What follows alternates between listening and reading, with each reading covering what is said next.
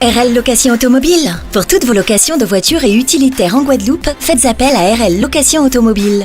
Avec RL Location Automobile, réservez en toute tranquillité 7 jours sur 7, 24 heures sur 24. RL Location vous propose une large gamme de voitures et d'utilitaires au meilleur prix sur le site internet www.rl-location.com.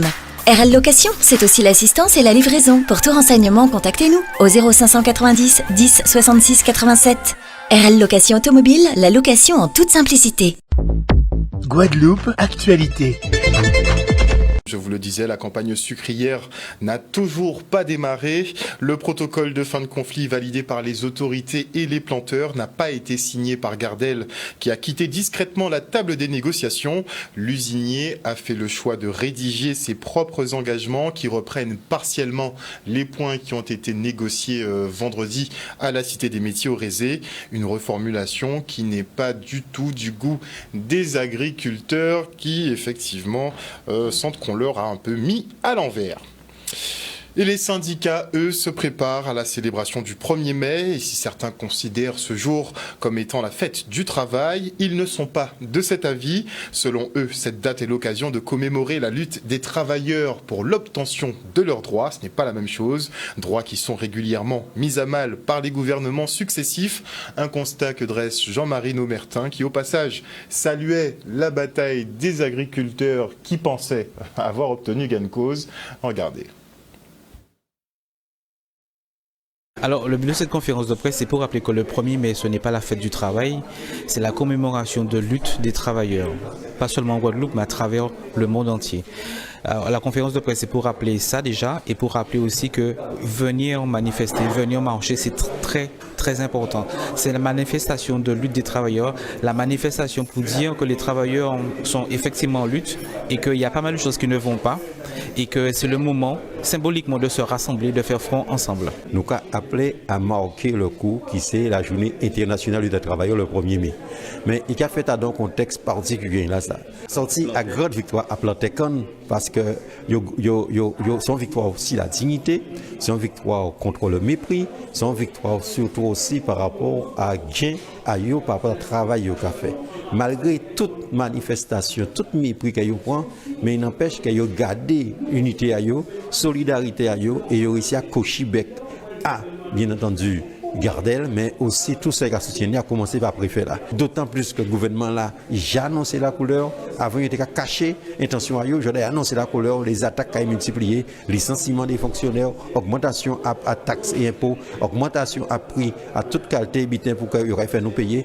Et surtout, toutes ces mises-là, c'est que pour tout pendant que les Jeux Olympiques ont fait, et voilà, le peuple qui est distrait, et il fondera le peuple. Donc c'est pour ça que nous avons dit les travailleurs, c'est important et nécessaire que nous rejoignions toutes et faisons démonstration de force dans un premier temps, le premier. Premier, mais là, ça a représenté pour l'UNSA en connotation particulière parce que nous avons fait face à une attaque en règle contre les agents de la fonction publique. Ni gouvernement a décidé d'attaquer statut à les fonctionnaires et là nous avons appelé l'ensemble de la population, on va quasi bien la population, à venir manifester contre ça parce que là ils ont attaqué les fonctionnaires. Il faut savoir que les fonctionnaires sont mission ils ont exercer. Ils ont mission d'organisation, d'éducation, de soins et bien d'autres de développement. Et si ils ont venu attaquer et ils ont pété et statut là, ça veut dire que les gens là, ils ont servi public là, ça qui est différent. Et d'autre part, ça qui est diminué sur les services rendus. Rendez-vous 8h30 derrière Stade Zabu. Et à cet effet, je reçois Willem Monrose d'ailleurs pour parler de conflit social.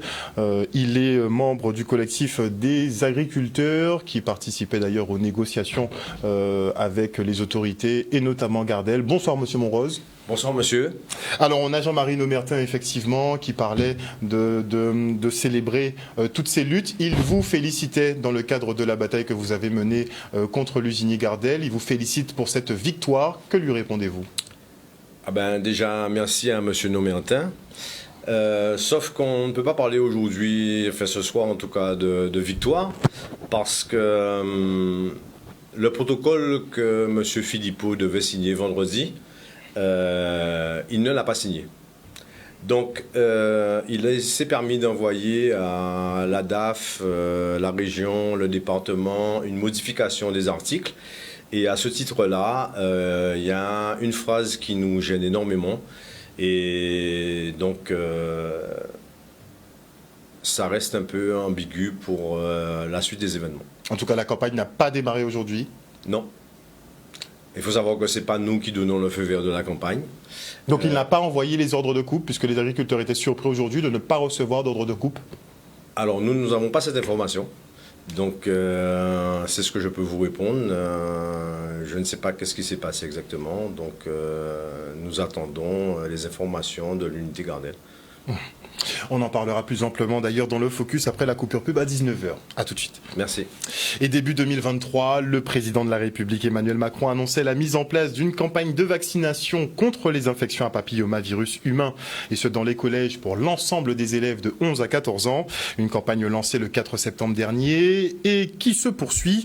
En Guadeloupe, les autorités assurent la promotion du vaccin contre le papillomavirus qui semble en venir à bout en se rend à la salle Joseph Théodore aux Abîmes. La campagne, donc le papillomavirus est un virus sexuellement transmissible qui est très contagieux, auquel 90% de la population sera ou a été exposée.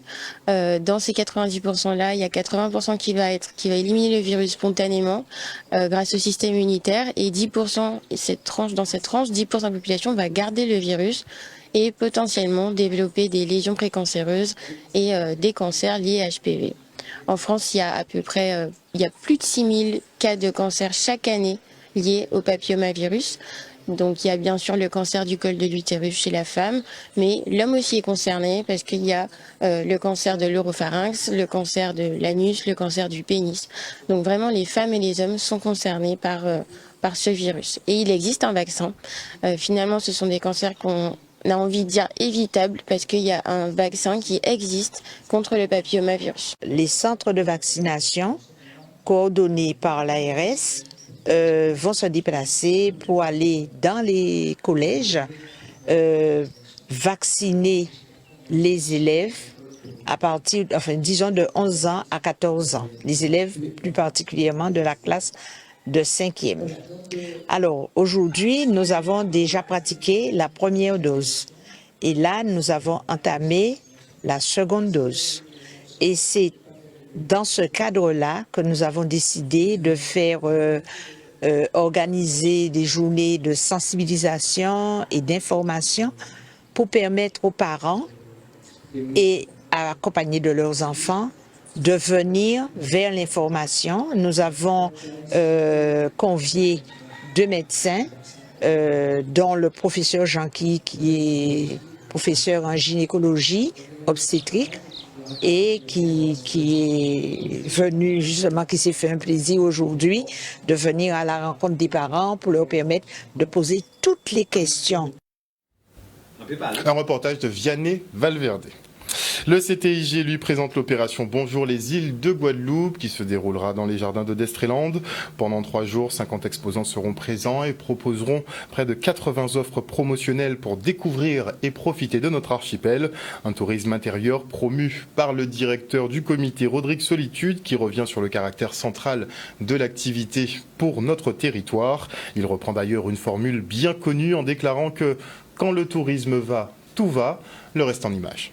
Aujourd'hui, c'était le moment pour nous de redynamiser le CTIG avec notre premier événement organisé justement par le CTIG, Bonjour les îles de Guadeloupe, qui aura lieu du 2, 3, 4 mai à Destréland dans les jardins. Alors pourquoi Destréland? Parce que c'est un lieu très fréquenté où nous attendons plus de 150 000 visiteurs, nous l'avions rappelé. Ça sera aussi pour nous, si dans les années à venir ça fonctionne, de le faire en itinérant, pourquoi pas. Nous rappelons aussi que c'est 50 exposants qui seront sur place, tout confondu, hôtellerie, gîtes et compagnie.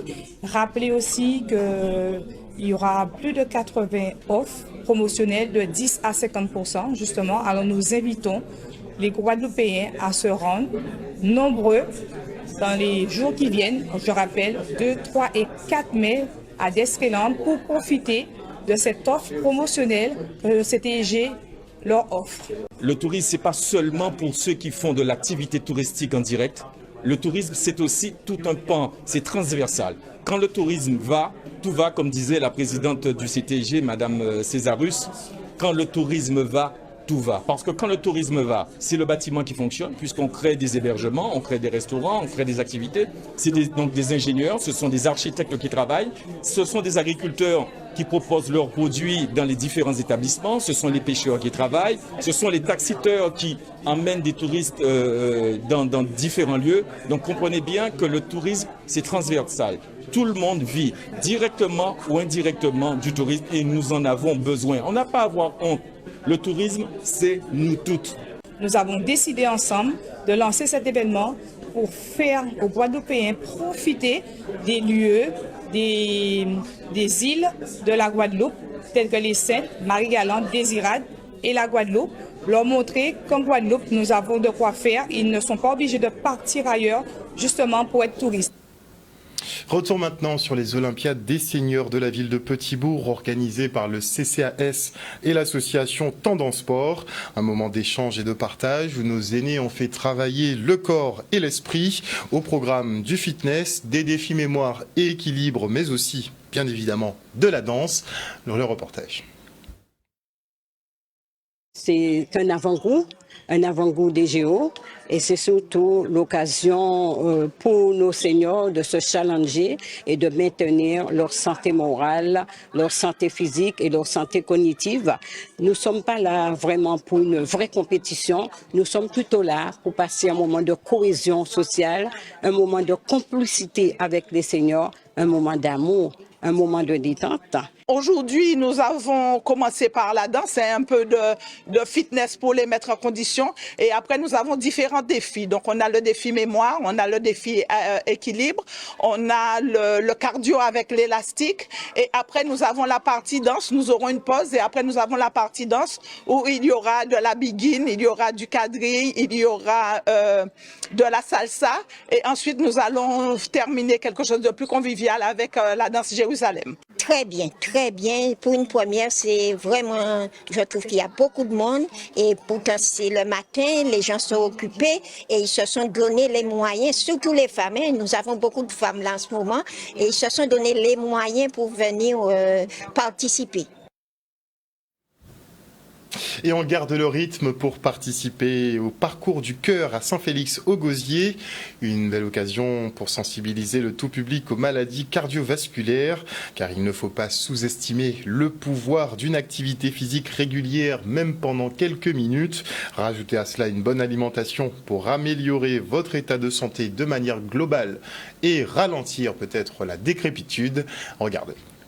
Cet événement s'inscrit dans un vaste programme national qui s'appelle les Parcours du Cœur, dont l'objectif est justement de sensibiliser les Français sur la forte prévalence des maladies cardiovasculaires, l'hypertension, le diabète, l'obésité, et aussi les faire prendre conscience qu'il faut pratiquer une activité physique, en l'occurrence une marche si possible, mais pas que régulière, et aussi bien s'alimenter. L'activité physique apporte tout un tas de bienfaits sur le plan cardiovasculaire, mais aussi sur le plan des autres pathologies. Ça peut avoir un impact aussi sur le plan psychologique, sur le plan des maladies chroniques en général. Donc c'est très important ces manifestations-là. Et bien sûr qu'on est très heureux de pouvoir voir l'engouement avec le nombre de participants ce jour. Très bonne marche, très bien passé. Oh, parfaitement bien, mon Dieu, qu'est-ce que je suis en forme. Là, je peux encore marcher. C'était une très belle marche de 45 minutes, 3 km. On a profité aussi pour découvrir le littoral, mais c'est important et c'est encore plus important pour nous que les Guadeloupéens intègrent les associations, fassent de la danse, fassent de la marche, fassent du sport, peu importe le sport qu'ils veulent faire, mais au moins nous conseillons très vivement à nos compatriotes de faire au moins 20 minutes de sport tous les jours. Et retour maintenant sur le festival Cap Excellence en théâtre. Pendant ce temps de fête, toutes les structures culturelles du territoire seront mises à profit, comme le palais Félix Proto. Regardez. C'est la 8e édition de ce festival Cap Excellence en théâtre. C'est vrai que la dernière édition était en 2019. Après, on a eu les années Covid. Maintenant, le festival revient sur le paysage culturel et de Cap Excellence, sur l'agglomération Cap Excellence. Et ce festival d'agglomération qui se fait dans l'ensemble des équipements de l'agglomération de Cap Excellence. Nous sommes ce soir à la salle Proto, nous serons à Sonis, le centre culturel de Sonis, nous serons aussi à la salle Joseph Loquel à Bémaro et nous serons aussi au MACT et avec d'autres déambulations. Évidemment, c'est un festival pluridisciplinaire en matière d'esthétique théâtrale. Nous avons du théâtre classique, du théâtre contemporain, nous avons aussi de la comédie. Il faut rappeler que le festival Cap Excellence en théâtre est resté absent pendant 4 ans. C'est dû à la crise sanitaire parce qu'après la crise, il a fallu que la collectivité investisse sanitairement, prenne des mesures. Donc nous sommes restés absents pendant 4 années. Et là, le président Jalton a insisté pour que le festival se tienne cette année. Donc le festival revient en force avec les mêmes critères. Un festival international, nous allons avoir des comédiens du Burkina Faso, de la Guyane, de la Martinique et évidemment nos comédiens guadeloupéens qui attendaient avec impatience cet événement-là. Pour moi, c'est un grand honneur et j'ai remercié publiquement et le président, M. Eric Jalton, et les personnes qui l'entourent, Mme Faceful, Mme Moïsa, et tout Eddie Compère, qui est le directeur de Sonis, et toute son équipe, toutes les équipes de ces gens-là qui nous ont donné toutes les possibilités de nous présenter devant vous et de partager avec vous cette expérience théâtrale. Ici, nous voulons absolument connaître des vocations. Nous avons des comédiens, mais nous voulons qu'il y ait cette transmission et que des jeunes s'intéressent davantage à la culture théâtrale. Donc nous allons avoir des troupes qui iront dans les écoles, qui verront les enfants, qui vont travailler avec eux dans des ateliers. Et c'est un festival qui va se déployer sur le territoire de Cap Excellence, à savoir sur les Abîmes, Bémao et Pointe-à-Pitre. Dans cette programmation, nous avons essayé d'élargir une programmation aussi bien tout public que scolaire. Par exemple, nous avons des pièces destinées aux enfants comme Monsieur la Poussière ou encore d'autres pièces comme de marionnettes, mais aussi des pièces tout public comme Tartufferie, qui est une vraie comédie qui a eu un succès fou au Festival d'Avignon et qui va se retrouver sur les planches de Sonis par exemple, ou encore Cap Mode, qui est un festival qui mélange une pièce de théâtre qui mélange aussi bien un théâtre contemporain avec aussi quelque part une partie historique. Donc c'est vraiment une programmation très large. Si vous pas aimé la veillée. Et on se rend à Port-Louis où la municipalité organise une exposition autour de la Guadeloupe au temps colonial esclavagiste. Ce n'est pas une idée qui est mienne, mais elle m'a été insufflé par Madame Audacre, qui travaillait jusqu'à encore récemment à la médiathèque Métino Lara, qui se trouve dans Cabastère, et qui est une férue d'histoire de la Guadeloupe, et qui regrettait de ne pas retrouver de traces type exposition ou livresque qui abordaient l'histoire de la Guadeloupe. Elle avait beaucoup d'interrogations. Et par le truchement de connaissances, j'ai eu l'occasion de faire ça, j'ai eu l'occasion d'échanger avec elle et elle m'a exposé son idée que j'ai trouvée lumineuse parce qu'elle rejoignait aussi des pensées, des idées que j'avais depuis de très nombreuses années sur une autre conception, une autre savoir, diffusion de nos connaissances au sujet de notre histoire guadeloupéenne. On s'est lancé dans cette aventure sans véritablement avoir de limite de temps.